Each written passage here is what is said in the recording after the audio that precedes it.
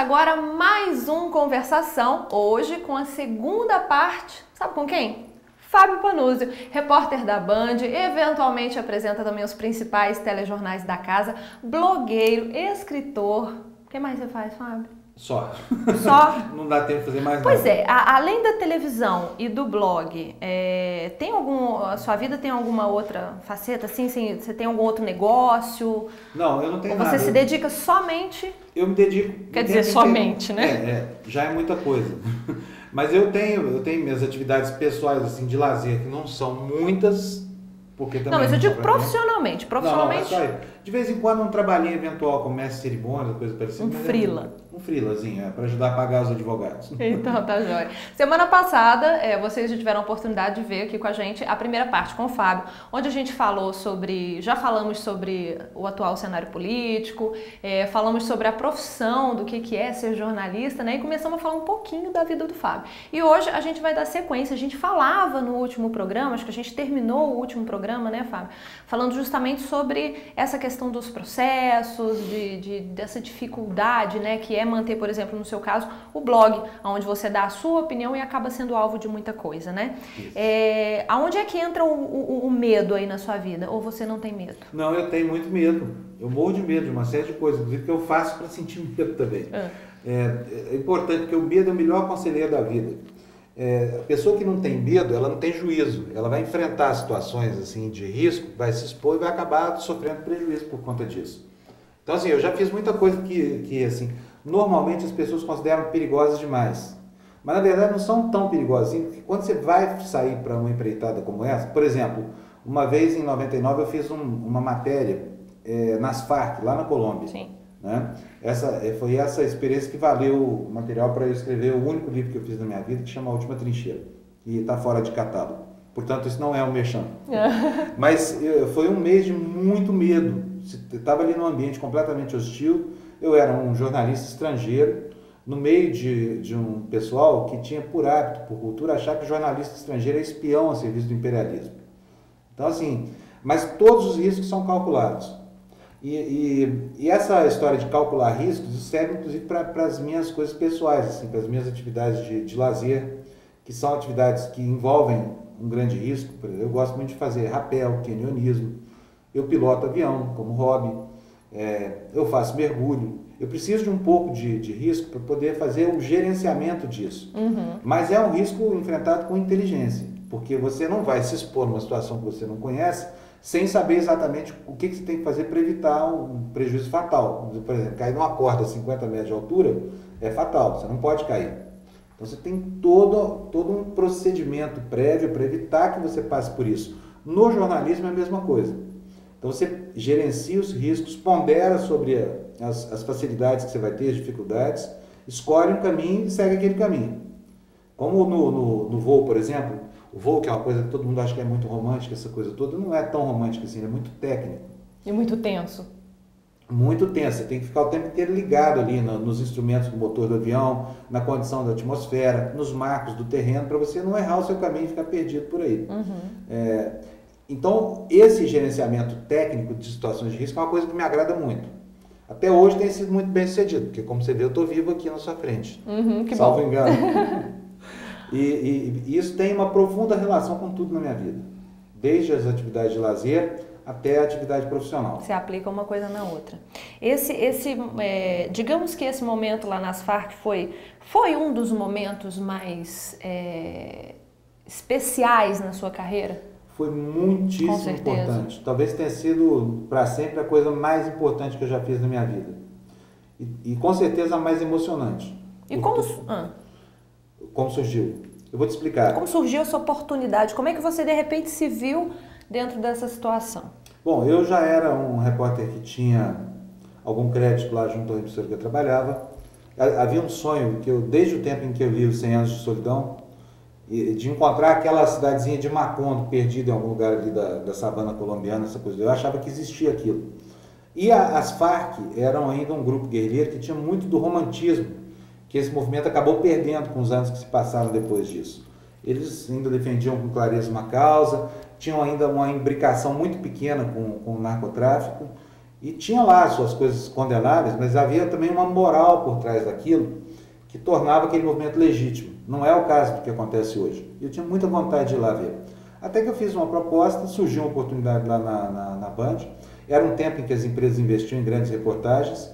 Eu consegui um canal para tentar entrar na guerrilha, que é uma coisa extremamente complicada, num momento político muito especial, que era em que havia no interior da Colômbia uma zona desmilitarizada, onde o exército não ia, a guerrilha estava ali dentro. Então a gente foi graças a essa condição, um momento único na história. E foi um momento em que eles admitiram, pela primeira vez, um repórter estrangeiro entre eles. Eu fiquei um mês lá e... Você deu muita sorte. Dei muita sorte. Também, né? A sorte é uma coisa relativa, porque não adianta você ter um lance de sorte e não estar no lugar certo, né? Tem que estar preparado para ela. E houve um trabalho prévio muito grande para que a gente conseguisse o direito de disputar lá em loco, o direito de ver o que era aquilo, na verdade. De ver e documentar, né? Que foi a parte principal. Quanto tempo você ficou lá? Eu fiquei um mês, desse mês, fiquei 2 semanas andando feito um bobo numa cidadezinha chamada San Vicente del Caguán, tentando lá contatos com os comandantes da guerrilha, que não eram fáceis de acessar. Mas dentro da guerrilha, praticamente, né? Não, aí eu não estava dentro, eu estava nas imediatas. Nesse momento, ela circulava por essas cidadezinhas, dentro dessa zona de extensão que foi criada na Colômbia. Mas era muito difícil acessar os comandantes, porque eles tinham uma grande desconfiança. Você está lá, imagina o seguinte, eram mais ou menos 20 mil homens em armas naquele momento, e eles tinham uma logística que era completa, não tinha nada de facilidade. Então, para você mandar uma mensagem de um comando até um comando menor, essa ordem seguia a pé, de barco, demorava semanas para chegar. Imagina assim, que o comandante, como qualquer organização militar, os comandos são todos centralizados, num comitê pequeno, essa coisa toda. Então, o comandantezinho que falava comigo em San Vicente del Caguán tinha que fazer chegar suas indagações até o comando maior que estava escondido no meio da selva. E eles andam muito. Então você imagina assim, 20 mil pessoas andando toda noite pelo mato. Andam em média 40 quilômetros a cada 2 dias. Nossa. Até que as ordens chegassem nos comandos e voltassem com as respostas, decorreu um tempo enorme, 2 semanas. Ao final dessas 2 semanas eu consegui que eles me admitissem lá, entre eles. E eu fiquei 2 semanas acampado com eles, andando pela selva, essa coisa toda. E foi dessa experiência que nasceu o livro. Porque o material feito para a TV era muito rico, mas tinha uma subjetividade de informações ali que não cabia na televisão. E essas informações foram as que eu aproveitei para compor o livro. Você passou, nesse 1 mês que você passou lá, por algum momento bem intenso? Algum momento de troca de tiro mesmo, de fogo cruzado? Olha, eu não que você de repente achou que ia morrer? Não, eu não enfrentei isso. Era um momento, como eu te falei, era um momento diferenciado da história. Mas, por exemplo, o avião que nos levou até San Vicente del Caguán, é de uma companhia estatal colombiana. Quando aterrissou lá, os guerrilheiros sequestraram o avião, ficaram 3 dias lá com o avião. Jesus. E aí confiscaram a nossa bagagem. No dia em que eu fui admitido lá entre eles, eu estava dormindo num hotelzinho, uma pensão nessa cidadezinha. De repente, às 3 da manhã, eu abro o olho no quarto, tem 4 sujeitos do meu lado, entendeu? De arma em punho, essa coisa toda. E eu não sabia o que era aquilo, se era um sequestro, se eu ia ser executado. Eles falam um espanhol que está carregado de regionalismo, é difícil de entender. E até que eu entendesse que aquilo era só, assim, como é que chama? A protocolo, né? Era eles foram para me buscar, do jeito deles. Mas eu não sabia o que era aquilo. Então eu quase morri de medo nessa hora. E lá houve momentos de tensão, assim, porque houve uma ameaça de recrudescimento do governo, que a gente ouvia pelo rádio, pelo radinho de pilha. Eles se informavam por aquilo. Tudo. Então toda vez que havia uma ameaça de recrudescimento do conflito, aquilo significava uma mobilização militar grande, gente armando arma, plantando granadas nas imediações das trincheiras, afundando as trincheiras. Mas não aconteceu nada de errado. Quer dizer, foi uma felicidade ter vivido esse período ali. E como eu te falei, assim... Experiência tanto, né? Existe uma imponderabilidade, você não sabe. O cara olha para você e fala assim, você vale 250 milhões de pesetas, o guerrilheiro. Aí ele fala para você assim, ó, se você sair daqui com essas fitas, o exército vai te parar e vai te matar.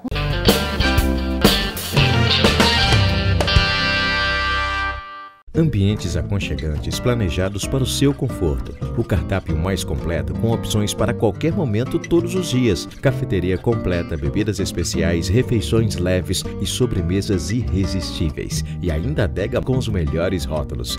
Aproveite e conheça o Festival de Massas. Entrada, prato principal e sobremesa por R$ 37,90 todos os dias, das 11h30 à meia-noite. Muscake, duplamente irresistível. Fundinho e Center Shopping. Quando caminhamos, refletimos e pensamos melhor. Por isso, a N-Ideias é uma agência de propaganda que caminha com seus clientes. N-Ideias, pensando com você.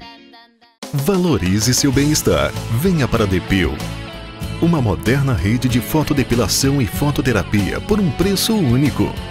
Depil, a fotodepilação inteligente. Uberlândia 3236-8080.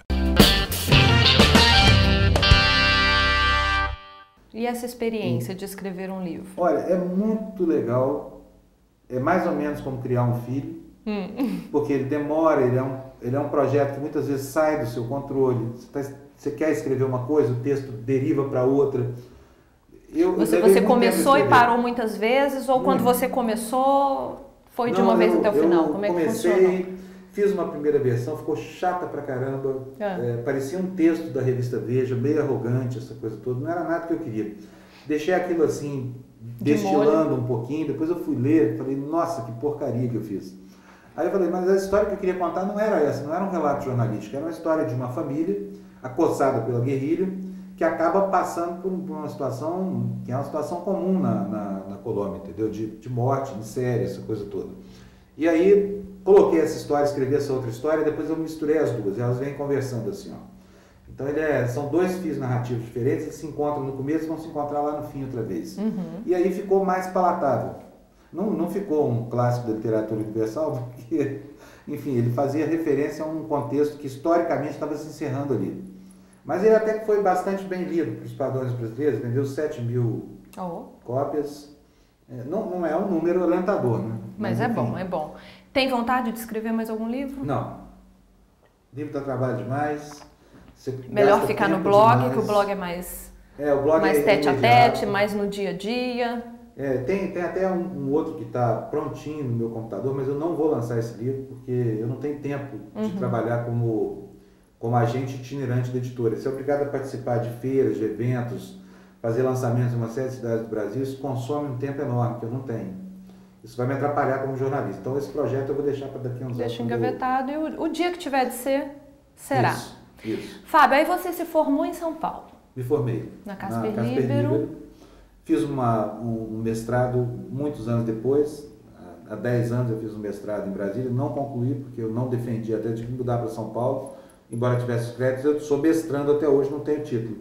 Também não tinha pretensão de dar aula, o que eu queria era ampliar meu universo intelectual e ganhar um pouco mais de profundidade crítica. Para fazer a crítica, a minha própria atuação é o meio em que eu trabalho.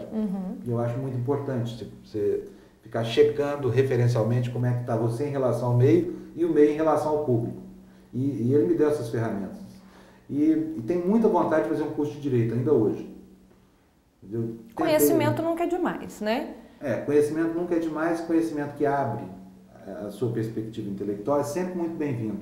Principalmente no ramo em que a gente atua, o direito ele é sempre muito bem-vindo, né? Para você estar ciente de tudo, do que você aborda, dos seus direitos, dos direitos dos outros. E aí, depois que você se formou, você começou a trabalhar na rádio. Eu comecei a trabalhar na rádio. Grande parte, né, dos jornalistas. Aliás, eu comecei a trabalhar na rádio uma semana antes de começar as aulas de jornalismo. Eu comecei antes de começar a estudar. Numa função modesta, que era de rádio escuta, e depois fui caminhando ao longo dos rádios. Eu nunca tive uma preferência assim, declarada por reportagem, nada disso. As coisas foram acontecendo. Tem uma dinâmica própria da vida que você não domina, né? A vida é mais ou menos como um jogo de dados. Assim. Não adianta você programar tudo, não vai acontecer do jeito que você quer. Mas quanto mais programa às vezes, né? Mais a gente se frustra. Exatamente. Né? No caso da história da minha carreira, por exemplo, eu interferi muito pouco nela. Eu não tive muitas ferramentas de intervenção. As coisas foram acontecendo. Fazia uma determinada coisa, essa coisa gerava uma consequência, mudava de emprego, mudava de função, essa coisa toda, e foi desaguando nisso que virou hoje. Né? Na rádio foi quanto tempo? Deixa eu lembrar, faz tanto tempo isso. Mas foi pouquinho ou foram um desafio? Foi uns 4 ou 5 anos, eu acho, na Rádio Jovem Pan. Foi até um tempinho, né? Foi. Eu trabalhava paralelamente numa pastelaria, vendendo pasta porque tinha que ganhar dinheiro, jornalista de carreira não ganha novinho dinheiro. nessa época, né? Era novinho, com 19, 20, sei lá. E morava sozinho?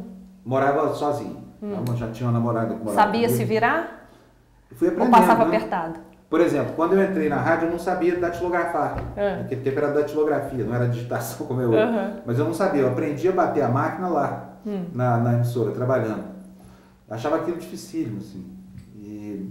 Então, assim, foi aquela coisa de consertar o avião com o avião em voo. Né? Eu tinha várias deficiências, fui travando contato com ela, fui tentando resolver aqueles problemas, assim, no improviso da maneira como era possível. E assim foi também com a chegada na televisão. Fui parar lá porque o SBT estava se formando a partir do espólio da Tupi, no começo dos anos 80, e precisavam contratar gente barata, e eu era gente barata, estava estudando essa coisa toda, fui para lá. Mas não tinha a mínima noção do que era aquilo. Não sabia o que era um stand-up. Engraçado que há anos atrás a gente ainda via muito isso acontecer, né? O profissional entrar bem cru no mercado e ir se constituindo, ir aprendendo no decorrer do caminho. Hoje em dia já está tão mais apertado, né? Mas é bom isso. Existem outras deficiências hoje dos jornalistas que se formam e vão para o mercado. Eles são muito bons na técnica. Eles sabem como funciona uma câmera, quais são os planos que você tem que fazer numa entrevista. Eles mexem muito bem nos programas de edição, mas essa formação mais técnica tirou deles uma coisa que é uma formação mais humanística. Então, assim, eles sabem tudo do Photoshop ou dos programas de edição, mas eles nunca leram um livro do Machado de Assis, por exemplo, entendeu? Que é uma coisa que vai fazer falta, porque o arcabouço técnico muda. Você muda a forma de fazer jornalismo. Um dia a televisão em alta definição, outro dia ela é definição simples, um dia é um blog na internet, essas coisas vão nascendo. Mas o jornalismo em si é o mesmo desde então. A técnica é a mesma, você tem que compor um lead, você tem que ouvir o outro lado, essa coisa toda. E aí o jornalista que quiser sobreviver no mercado vai ter que ter essa formação humanística muito bem feita. Porque só a técnica não garante nem a empregabilidade, nem a qualidade que ele entrega para a sociedade. Já a gente volta com o segundo bloco do Conversação para você, não saia daí.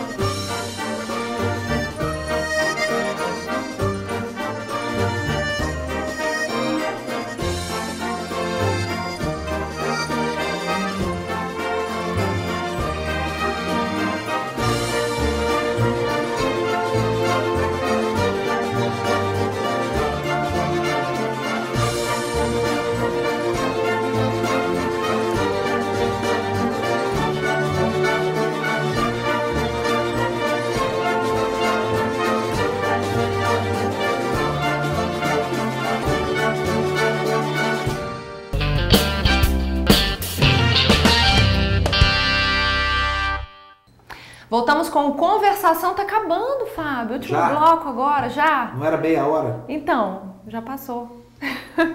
Me fala uma coisa. A gente falou que você começou na rádio, ficou aí um tempinho na rádio, amadureceu na rádio. Trabalhou no impresso também? Não, impresso não. Faz falta, inclusive, no meu currículo. Ainda tem vontade? Tem. Hoje em dia, eu acho o seguinte, o impresso é uma mídia, é um meio que está desaparecendo. Ele vai desaparecer, não tem dúvida disso. O meio papel. Mas a natureza do jornalismo textual, essa coisa toda, ele vai se manter na internet, ele está aí. E eu tenho uma atuação, uma produção de texto muito grande para a internet. Então isso me satisfaz muito, mas escrever para um jornal que você pode manipular fisicamente é muito bom. E eu me ressinto muito de não ter vivido essa experiência. Ocorre que isso não é uma faculdade do jornalista, a gente não escolhe. Você vai sendo guindado pelo emprego que te oferece. Né? Acontece, não aconteceu. Infelizmente, estou tentando compensar isso na internet agora. E aí da rádio, pulou para a TV. Qual foi a primeira emissora que você trabalhou? Foi o SBT, no comecinho. Depois disso foi a TV Manchete. Depois disso foi a Globo. A Globo durou muito tempo. Foi de 85 até 90 e poucos, 92. E de 83 a 92, foram 9 anos. Depois eu voltei para lá algumas vezes, mas eu não me enquadro muito bem ali, porque a Globo exige muita disciplina, e eu não sou propriamente um cara disciplinado. E, assim, foi ótimo ter trabalhado ali, mas esgotei essa experiência. Quando você fala que você não é um cara disciplinado, é por que exatamente? É porque eu não sou disciplinado mesmo, assim. Eu tenho um pouco de dificuldade com a hierarquia. Por exemplo, respeitar ordens insensatas não é uma coisa fácil para mim. Entendeu? Então, nesse sentido, eu não sou um subordinado fácil. Como eu sou repórter e eu gosto dessa condição, eu não quero outra condição, estou satisfeito com essa. Eu julgo que tem que ser orientado pelo bom senso. Entendeu? Às vezes não tem muito bom senso. As redações são lugares meio estranhos, assim, cheios de vaidades demais. Não desce legal, né? Exatamente. Então isso cria problema. Na Globo isso é um problema, entendeu? Em uma emissora do porte da Band, e onde eu tenho uma história muito longa, isso não é um problema. Mas eu não conseguiria na Globo o resultado que eu consigo na Band. A Band é muito mais favorável para o meu estilo de personalidade, assim. Sim, a gente tem que se adaptar à empresa que trabalha, né? Exatamente. E a empresa também se adapta um pouco a gente, né? Mas eu sou a base da hierarquia da empresa. Todo mundo manda em mim. Outro dia eu fiz uma conta lá em São Paulo. Naquele momento na redação tinha 52 chefes. Porque numa emissora de televisão, o repórter é a última voz a falar. Ele é a base da hierarquia. O editor manda nele, o pauteiro manda nele, os chefes de reportagem mandam. Enfim, todo mundo manda. É muita gente. E eu adoro cumprir ordens, desde que as ordens sejam sensatas. Não cumpri-las quando elas são insensatas pode dar uma série de aborrecimentos. Como você se vê daqui uns 10 anos? O que você espera para o seu futuro? Na Band já tem quanto tempo? 15 anos? Eu entrei lá a primeira vez em 92, foi o ano da deposição do Collor, quer dizer que seriam 21 agora, né? Mas eu fiquei entrando, saindo, essa coisa toda, acho que deve estar uns 15, 16. Está feliz hoje? Eu gosto muito da minha profissão. Assim, eu sou uma pessoa extremamente motivada. Aos 52 anos de idade, eu acho que eu tenho a mesma disposição que eu tinha quando eu saí da faculdade. Eu não deixei de ficar indignado com as coisas que eu acho injustas. Então isso é muito importante para a gente permanecer enxergando notícia nos fatos que a gente anota, né? Você talvez seja um workaholic ou não? Não. Tranquilo. Eu trabalho muito, mas eu não gosto muito de trabalhar. Eu trabalho porque é necessário trabalhar muito. Se eu não trabalhar 18 horas do meu dia, eu não consigo entregar o trabalho que eu tenho que Mas tira férias? Quando é possível, tira férias. 2 semanas por ano eu consigo tirar. O que você espera para o seu futuro? Espero a mesma coisa que hoje. Espero continuar sendo digno do respeito das pessoas. Eu espero continuar tendo uma remuneração suficiente para pagar as contas de uma família tão numerosa. E eu espero que eu possa contribuir de alguma forma com o aprimoramento dos processos sociais por aí. Ou seja, não estou acomodado, mas estou feliz com o que eu faço. Tá certo. Vamos finalizar então falando um pouquinho de família? Pra gente finalizar assim com uma energia bem boa. 5 filhos? 5 filhos? São 5 filhos, mais uma enteada, mais uma netinha. Ai, Jesus. É muita gente. São Você é animado, hein, Fábio? Eu era bastante animado, gostava muito de fazer filho. E hoje, assim, tem essa família enorme para transportar para o futuro, né? Eles estão chegando lá devagarzinho, mas dá um trabalho enorme. Um único casamento? Não, vários. Vários? São só mães de filhos, meus são 3. Ai, meu Deus. Casamento formal foi o primeiro, mas os outros são casamentos, enfim, não há diferença nenhuma. E é isso. Consegue visitar. Tem uma família numerosa, tanto que mora com você, quanto a família que está aqui em Uberlândia, que também é bastante numerosa. A família minha multinuclear é espalhada pelo Brasil. Eu tenho filhos em Brasília, em São Paulo e no Rio. Então você imagina a dificuldade que é nessa falta de tempo para ver todo mundo. Né? Especialmente porque eu sou uma pessoa que tem que trabalhar de segunda a segunda. Para nós não tem fim de semana. Para se desdobrar é complicado, né? E aí tem uma netinha também na história. Agora tem a netinha que é a coisa mais linda do mundo. Oh, meu Deus, mas você está muito novo para ser avô, Fábio. Sua filha mais velha tem quantos anos? Tem 24, vai fazer 25. E aí tem filhos de todas as idades, né? De 24 a 10. Parou a fabriquinha? Parou. Na marra. Na marra. Por você teria mais? Não, tá bom. Tá bom. Mais do que isso seria prodigalidade, loucura. Agora virão os netos. Agora já começaram a chegar, né? Espero que não venham as centenas, porque eu posso dar conta da minha parte como avô agora. Exatamente. O que você gosta o que mais te dá prazer fora o trabalho? Além do Sexo. trabalho. Tá, além do trabalho e do sexo. Pilotar avião é uma coisa que eu gosto. E fazer rapel em cachoeira. Aliás, aqui eu tenho uma frustração. Eu gostaria muito de ter feito na Sucupira, em Berlândia. Eu nunca tive oportunidade. Um dia desses eu vou vir com minha corda aqui. Uai, tem que vir então. Você é você é um homem muito assediado? Não. Não? Não sou não. E assim, não gosto disso. Eu gosto de ser respeitado. Respeito envolve distância. Você se coloca no seu lugar e transmite isso. Nada de muita intimidade, não. Minha vida é uma vida muito simples. Eu não vou à balada, não gosto de oba-oba, nada disso. Tem a ver só Não se expõe. Não, de jeito nenhum. Minha vida privada é um reino que eu quero controlar, entendeu? É uma das poucas coisas que a gente ainda pode, né, manter o controle. Fábio, vamos finalizar então com um recado bacana para os jovens jornalistas que estão aí saindo da faculdade ou que de repente nem entraram ainda, mas têm um sonho. Olha, eu quero falar para vocês então, é difícil, envolve sacrifício demais, envolve trabalhar nas férias, no Natal, envolve ter uma remuneração ruim, mas é muito importante, especialmente nesse momento que nós estamos vivendo com uma espécie de cruzada redefinidora do papel dessa instituição chamada imprensa. Não pense que é fácil, mas tenha em mente que é bom. E assim, se a gente tiver muita energia, muito gás e muita determinação, você vence até a dificuldade do salário baixo, da sobrecarga de trabalho. Agora, tem uma coisa que é fundamental. Leia os clássicos da literatura. Tem que ler o Machado de Assis, tem que ler o Thomas Mann, tem que ler esse povo todo, tem que ler Joyce, porque um jornalista que não tem conteúdo humano é como um saco vazio. Uma hora ele arrebenta. Tá certo. Obrigada. Prazer, Fernanda. Obrigado. Prazer foi meu. Enorme, muito obrigada pela sua presença, pela sua disponibilidade de tempo para enriquecer aqui o nosso conteúdo. Obrigada mesmo. Muito obrigado. E muito obrigada, é claro, a você aí de casa pela companhia. Muito obrigada a Bold Propaganda, a Gregory que me veste, ao Rildo Naturalmente que cuida do meu visual. Espero que vocês tenham gostado da nossa entrevista de hoje. E quer falar com a gente? Mande um e-mail, conversação@canaldagente.com.br. Eu te espero, como sempre, na nossa próxima edição. Grande beijo! Até lá! Tchau!